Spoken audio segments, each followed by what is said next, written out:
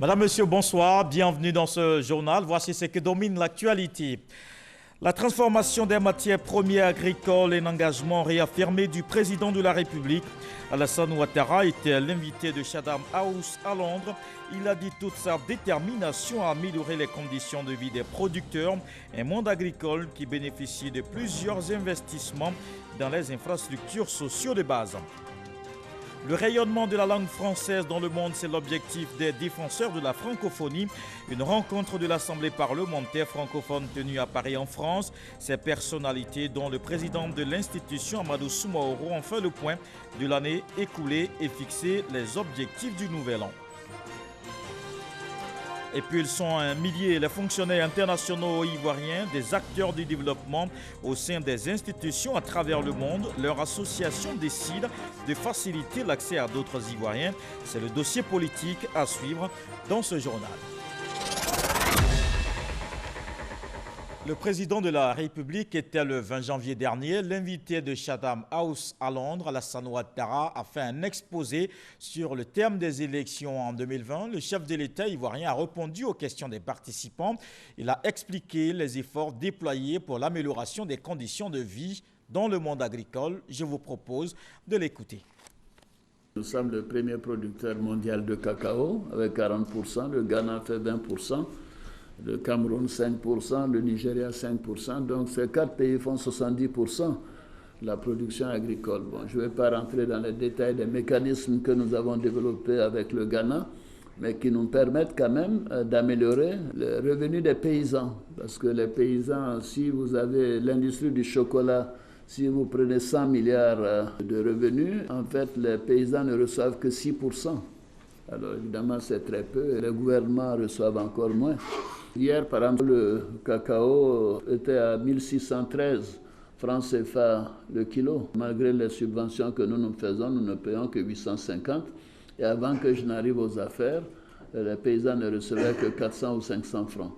Il y a également la noix de cajou, l'anacarde, où nous sommes premiers producteurs, la banane, l'ananas, l'EVA, où nous sommes premiers producteurs africains, etc. Et nous considérons que l'agriculture doit être vraiment la base de notre croissance. Et c'est ce qui a réussi d'ailleurs.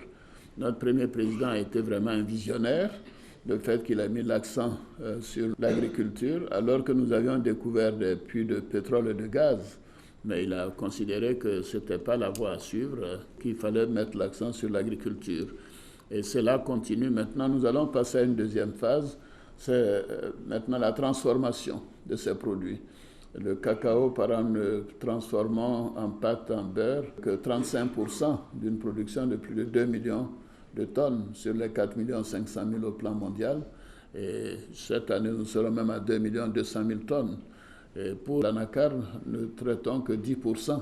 Donc nous sommes prêts même à faire des subventions aux entreprises pour améliorer donc, la transformation de ces produits, parce que ça créera des emplois, notamment en ce qui concerne l'anacarde dans nos pays.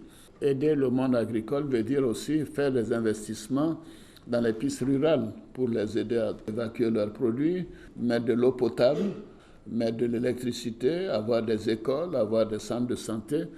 C'est tout ce qui concerne le programme social que nous avons en cours et sur lequel nous avons mis 1 000 milliards pour 2019 et 2020. Et grâce à ce programme social, par exemple, on voit que le taux d'électrification en Côte d'Ivoire, qui était de 33% en 2011, est aujourd'hui à 70% et sera donc à 80% en fin 2020. C'est-à-dire nous passons donc de 33% à 80%, ce qui est vraiment extraordinaire. Tous les villages de plus de 500 habitants seront électrifiés. Notre objectif, c'est qu'en 2025, nous soyons proches de 100% d'électrification du pays. En ce qui concerne l'eau potable, c'est la même chose. C'est comme ça qu'on va aider le monde rural, en leur donnant tous les services de base, en créant des écoles, en mettant des bancs dans les salles de classe, en donnant des médicaments dans les hôpitaux, et ainsi de suite. Le président de la République était le 20 janvier dernier l'invité de Chatham House à Londres. On va rester en Europe. Les acteurs de la francophonie réunis à Paris en France, ils ont fait le point des activités et défini les actions à venir de l'Assemblée parlementaire francophone. Un rassemblement pour aussi et surtout parler de la promotion de la langue française. Le président de l'Assemblée parlementaire a présenté les vœux à la grande famille de la francophonie. Amadou Soumaoro appelle à consolider la paix dans les pays en année électorale. Envoyé spécial, Abiba Dambélé-Saoui. C'est la délégation générale Wallonie-Bruxelles à Paris qui a accueilli cette sympathique cérémonie de présentation de vœux de l'Assemblée parlementaire de la francophonie à la grande famille francophone, avec une centaine d'invités. Une occasion de présenter les actions de l'APF et de l'Organisation internationale de la francophonie, avec comme objectif le rayonnement plus fort de la langue française dans les institutions internationales et européennes, la paix et le développement, la démocratie et le renforcement des droits, et enfin la lutte contre le réchauffement climatique. L'APF, ce sont avant tout des parlementaires qui portent la voix des peuples, mais vous le savez aussi, au quotidien, ce sont des sections qui travaillent, et c'est aussi un secrétariat général. Cette année, il y a eu un certain nombre de changements pour permettre à l'APF de tenir toute sa place et tout son rang au sein de la francophonie, et plus largement, je pense, car nous sommes tous des militants de la francophonie, à défendre les principes et les valeurs de la francophonie. Dans les années à venir, l'APF s'attachera à la modernisation de ses statuts et au fonctionnement du secrétariat général pour une francophonie qui rassemble les peuples, les parlementaires des États et les gouvernements.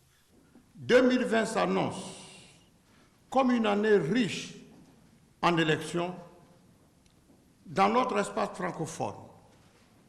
Nombreux sont les pays, notamment en Afrique, qui appelleront aux urnes les citoyens francophones. L'APF souhaite que ces rendez-vous marquent le triomphe de la démocratie et la consolidation de la paix, deux valeurs fondamentales et indispensables que notre Assemblée défend avec force.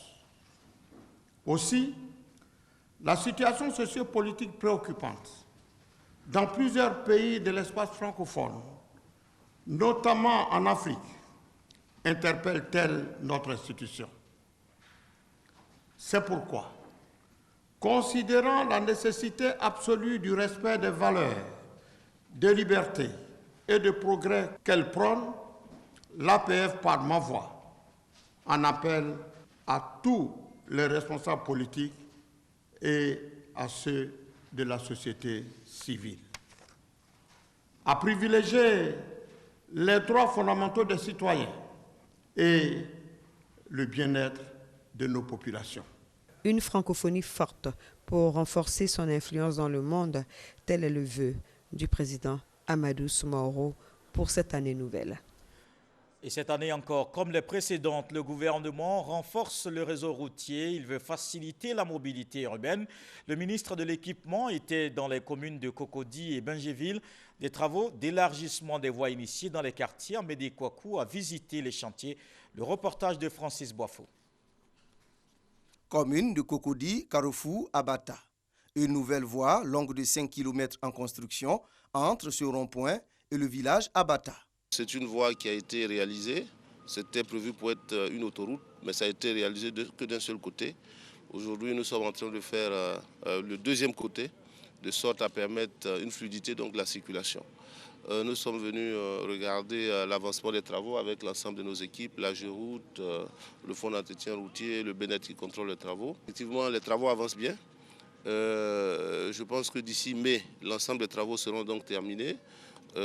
C'est un projet d'un coût d'un peu plus de 7 milliards. En compagnie de plusieurs directeurs généraux et des responsables techniques, le ministre de l'Équipement et de l'Entretien routier est allé constater l'état d'avancement des travaux du prolongement de la voie boulevard Mitterrand à Bingéville et celle du carrefour Abata à Cocody-Angré. Aujourd'hui, le développement de la ville d'Abidjan, c'est du côté de Bingéville. Il y a beaucoup de constructions qui se font, il y a des logements sociaux. Donc nous sommes allés regarder donc, ce tronçon, c'est-à-dire le prolongement donc, du boulevard Mitterrand jusqu'à Bingéville. Il y a environ 6 km en 2x2 voies. Pour l'instant, il y a environ 4 qui sont déjà réalisés. Il reste encore 2 à réaliser. La route va se poursuivre donc jusqu'à Ebra. Le projet du carrefour d'Abata, mais cette fois-ci en allant vers le CHU d'Angré. Il y a un premier tronçon d'environ 3 km qui a été déjà réalisé par une première entreprise. Il y a une seconde entreprise qui est en train donc de poursuivre jusqu'à ce que ce projet arrive à l'hôpital d'Angré. Si le chef de l'État souhaitait faire tous ces investissements, c'est pour permettre aux populations de se déplacer aisément. Tous les travaux d'élargissement des voiries dans la ville d'Abidjan devraient s'achever à fin juin prochain, selon le ministre Amédée Kofi Kouakou. Des prêts à taux zéro, c'est ce que souhaitent les PME. Elles constituent 98% des entreprises ivoiriennes. Le ministère de la promotion des PME a rencontré les acteurs du secteur. Félix Anoblé appelle à la formalisation de leur activité. Nadia Edia, Lansine Bakayoko. Des prêts à taux zéro sans caution. C'est la principale demande formulée par les 60 450 PME déclarées en Côte d'Ivoire en direction des pouvoirs publics. Les PME attendent ou souhaitent le renforcement des fonds propres des créateurs, des PME avec des prêts à taux zéro, sans caution, pour accélérer l'accès au financement bancaire. La mise en place effective du Fonds ivoirien de l'innovation, la mise en place du crédit à l'export au profit des PME exportatrices. Le gouvernement est déterminé à accompagner les PME qui constituent 98% des entreprises ivoiriennes. Déjà, de nombreuses actions ont été menées en faveur de cette catégorie d'entreprises. Entre autres, la mise à disposition de fonds d'appui à l'entrepreneuriat à hauteur de 365 milliards de francs CFA, ainsi que le financement de 210 projets pour un montant global d'environ 3,3 milliards. Je prends bonne note de vos doléances. Je m'emploierai avec vous tous, sous l'autorité de son Excellence M. Amatou Gon Coulibaly, Premier ministre de la République de Côte d'Ivoire, à leur donner une réponse satisfaisante dans la mesure du possible à court, moyen et long terme. Cependant, je vous exhorte à vous formaliser afin de crédibiliser vos demandes de financement. Tous ces efforts vont être poursuivis. Un fonds de garantie de 30 milliards de francs CFA pour la couverture des risques liés au crédit des PME est en préparation. En février prochain, il est aussi prévu l'inauguration de l'incubateur de San Pedro et une campagne de vulgarisation du statut de l'entrepreneur. Les PME sont aussi présentes dans le secteur de l'eau potable. 14 grands projets structurants sont en cours de négociation. Un montant total de 1 320 milliards de francs CFA. C'est l'annonce faite à Abidjan par le ministre de l'Hydraulique, Laurent Tchagba. L'objectif est de porter le taux de couverture d'accès à l'eau potable à 95% contre 82% actuellement. Des détails avec Lansine Bakayoko. Nous sommes des hommes de métier. Selon le ministre de l'Hydraulique, Laurent Tchagba, le chef de l'État a donné son accord pour la recherche des financements nécessaires à la réalisation de ce vaste chantier d'adduction d'eau potable. Ces projets sont entre autres l'alimentation de 200 sous-préfectures et de 155 sous-quartiers d'Abidjan. Je voudrais vous sensibiliser, vous tous qui êtes les responsables du ministère, à faire en sorte que ce projet puisse aller à son terme avec efficacité et célérité, car les populations attendent beaucoup de ce projet. De 2011 à 2019, l'État de Côte d'Ivoire a investi 581 milliards de francs CFA dans la fourniture d'eau aux populations. Au cours de l'année dernière, 35 châteaux d'eau ont été inaugurés dans plusieurs villes et localités semi-urbaines.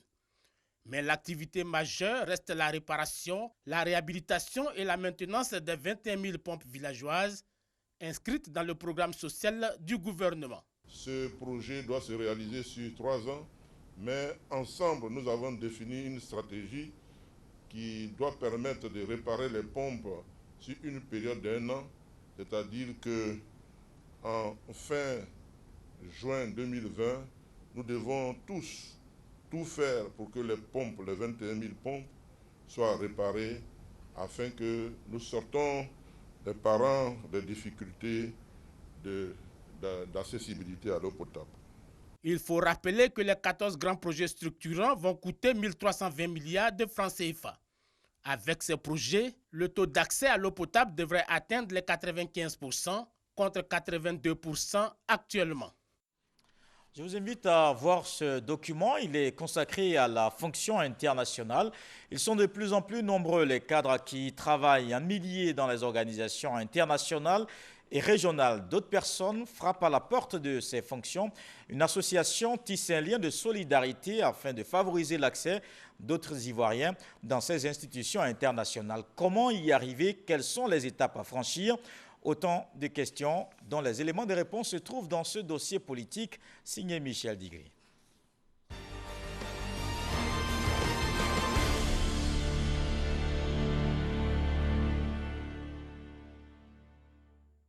Les fonctionnaires internationaux ivoiriens en conclave en ligne de mire renforcent la présence des Ivoiriens au sein de la fonction publique internationale. Le facteur principal pour le développement d'un pays, c'est les ressources humaines. Et au niveau des fonctionnaires internationaux, je suis content que cette association fasse un travail très important pour qu'il y ait plus de fonctionnaires internationaux ivoiriens dans toutes les structures, ça et là, dans le monde. Un fonctionnaire international est une personne qui travaille pour une organisation internationale, régionale ou sous-régionale. Il existe deux types de modes de recrutement. Les fonctionnaires internationaux sont recrutés sur la base de certains critères de compétences et de valeurs. Ensuite, le processus suit son cours. Vous avez un processus de sélection des curriculums vitae. Deuxième étape, c'est les interviews. Vous passez devant un panel pour être interviewé par des spécialistes. Le second mode de recrutement est beaucoup plus complexe. Pour les postes dits politiques, les postes de directeur, les postes de secrétaire exécutif, il y a une dimension politique plus importante qui apparaît où ça se passe. En plus du processus de sélection normal, il y a des interventions, il y a des consultations au niveau des chefs d'État, au niveau des groupes régionaux, pour voir à quel pays ou à quelle région ce poste en particulier va revenir. Au cours des 5 dernières années, plus de milliers de fonctionnaires internationaux ivoiriens ont été recensés. Ils sont présents dans plus de 40 pays et 39 organisations, mais d'autres challenges restent à relever. La Côte d'Ivoire n'a la tête d'aucune organisation internationale. La Côte d'Ivoire n'est pas un poste d'adjoint ou de directeur Afrique d'aucune organisation internationale. Et ça, c'est un problème auquel il faut pallier de façon la plus urgente possible. Parce que la présence de fonctionnaires internationaux au sein de ces grands organes de décision, c'est une source de renseignement, c'est une source de financement, c'est une source de promotion même d'autres Ivoiriens pour que vous rentrez. Par exemple, quand vous y allez, que vous êtes à un poste politique important, vous constituez votre cabinet, donc vous faites venir les staffs d'Abidjan, les techniciens, les collaborateurs et tout ça, vous faites venir vos compatriotes. Parmi les fonctionnaires internationaux, Dr Guéhi Robert, représentant de la FAO à Dakar, il a reçu le prix d'excellence 2019 du meilleur Ivoirien de la diaspora. Au-delà de la qualité du travail qu'il abat à la FAO, d'autres facteurs ont concouru à cette distinction. Les critères utilisés, il y a la progression professionnelle, bien sûr, qui a été mis dedans, je pense. Mais il y a également ce qu'on fait dans les communautés où on vit. Et moi, à Rome, pendant plusieurs années, j'étais vraiment impliqué dans les services de communauté en faveur des Ivoiriens qui sont là-bas. Ensuite, les gens demandaient, je crois, comment est-ce que tu interviens, même ici en Côte d'Ivoire. Et ils se sont informés parce que depuis 2001, moi-même et mon épouse, on est impliqués dans le développement rural chez nous à Lambien, où on a près de 2000 femmes que nous soutenons de notre poche, très souvent, pour faire le riz, le manioc, etc. Et ces femmes-là, le peu qu'on leur a donné a vraiment aidé. Pour le président de l'Association des fonctionnaires internationaux ivoiriens, il faut accroître les actions en faveur d'une présence beaucoup plus significative dans les institutions internationales. Il faut aussi que parmi ceux qui occupent en ce moment, ou bien qui ont occupé de hautes fonctions, qu'on commence à les préparer aussi. Quand ils vont quitter le gouvernement, est-ce qu'on ne peut pas les préparer pour avoir par exemple tel ou tel poste dans le domaine de l'industrie, au niveau de la FAO, etc. Il faudrait aussi que quand la Côte d'Ivoire soutient quelqu'un, soutient un pays pour un poste important, comme on l'a fait pour la FAO, le nouveau directeur général de la Chine, comme on l'a fait pour le FMI, la dame de Bulgarie qui est directrice générale du FMI, comme on l'a fait pour la Banque africaine de développement récemment, le président a dit qu'il va soutenir le président de la BAD pour un nouveau mandat, il a bien travaillé, etc. Que quand on fait ce genre de soutien, qu'on puisse demander aussi quelques contreparties. Que d'autres Ivoiriens qui sont dans le gouvernement, qui ne sont pas dans le gouvernement, qui sont ambassadeurs, qui ont occupé des postes importants dans la fonction publique nationale ici en Côte d'Ivoire, puissent être proposés, puissent être préparés pour occuper ces postes-là. C'est ce genre de choses-là qu'il faut faire. À court terme, la F2I ambitionne avoir au moins 2 Ivoiriens compétents à la tête d'organisations internationales de référence. Le dossier politique, les Ivoiriens à l'assaut de la fonction publique internationale. Et puis dans l'actualité politique, les coordonnateurs régionaux du RHDP de Kouto investissent dans le nord du pays. La nouvelle équipe mise en mission, elle doit mobiliser pour le parti afin de faire face aux échéances électorales à venir. Ami Sissoko.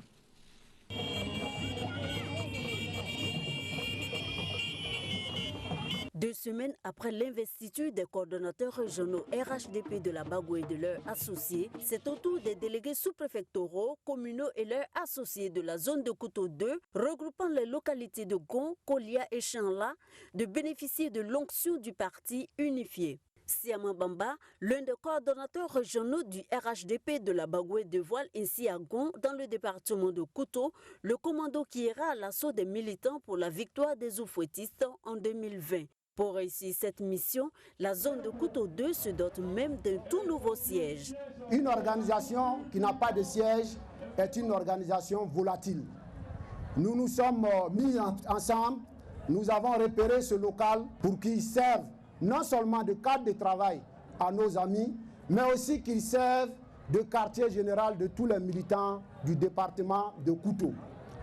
C'est une équipe gonflée à bloc qui compte mettre toutes les chances de son côté en vue de prendre le contrôle du département de Kouto.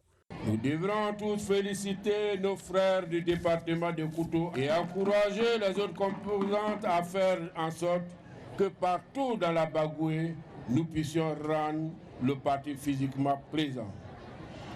Merci à tous ceux qui œuvrent pour faire respecter les instructions et les ambitions du président Alassane Ouattara. Prodiguant encouragement et conseil, le coordonnateur régional Siama Bamba, par ailleurs, président du conseil régional de la Bagoué, a exhorté la population à la cohésion, à la culture de la paix et au vivre ensemble. Et ces valeurs de vivre ensemble, c'est aussi la mission des nouveaux coordonnateurs RHDP de la région de l'Indénié-Djuablin. La coordination vient d'être installée, une équipe que dirige le ministre Pascal Abina-Kwakou. Il dit être déterminé à parcourir toutes les localités pour son parti. Mamadou Kwasi. Assurer la victoire du RHDP dès le premier tour à la présidentielle d'octobre prochain, c'est le leitmotiv des militants de ce parti de la région de l'Indénié-Djuablin. Pour relever ce défi, une coordination régionale est mise en place. Elle est conduite par le ministre Pascal Kwakou Abina, par ailleurs président du conseil régional l'Indénié-Djuablin. Il a avec lui des coordinateurs associés pour faciliter le travail de terrain. Ce commando est installé par le ministre Kaseka Joseph. Le travail du terrain est déjà en train de se faire et la machine est lancée. Nous n'allons pas arrêter cette machine jusqu'au 31 octobre 2020. En installant cette équipe, le chef de la délégation du RHDP leur a confié une mission. Le RHDP est aujourd'hui partout sur le terrain. Nous devons maintenir cette flamme-là pour que, à l'élection présidentielle, le RHDP puisse gagner au premier tour. Après l'installation de la coordination régionale, cap sera mis sur les responsables départementaux, communaux et sous-préfectoraux, avec pour mission principale la victoire du RHDP à toutes les échéances électorales à venir.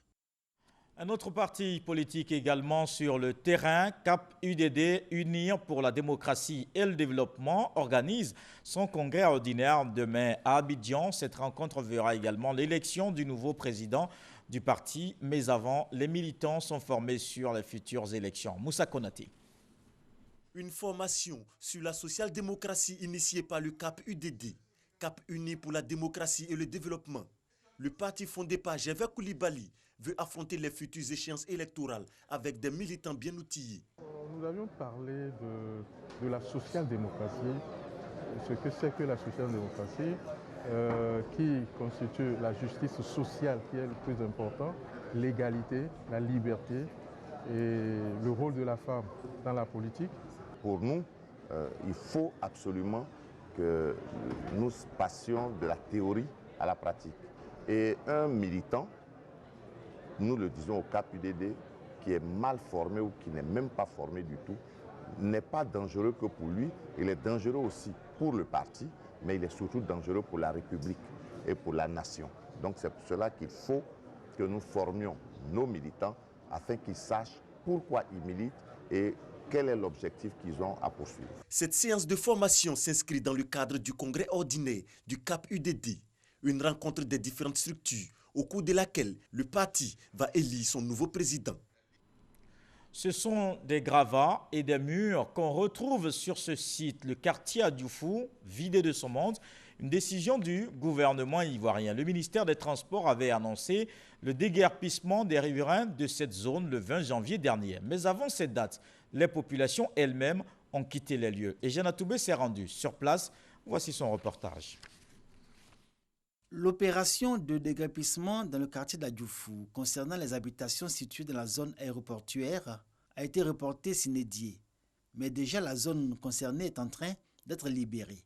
Témoin toutes ces maisons décoiffées avec portes, fenêtres, carrelages et matériel électrique emportés.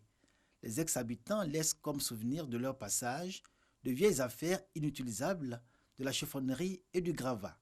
On nous avait dit qu'on devait casser ici, on a insisté à rester. Jeudi, ça nous a attrapé, et puis brusquement, et on regrette même d'abord de rester ici longtemps.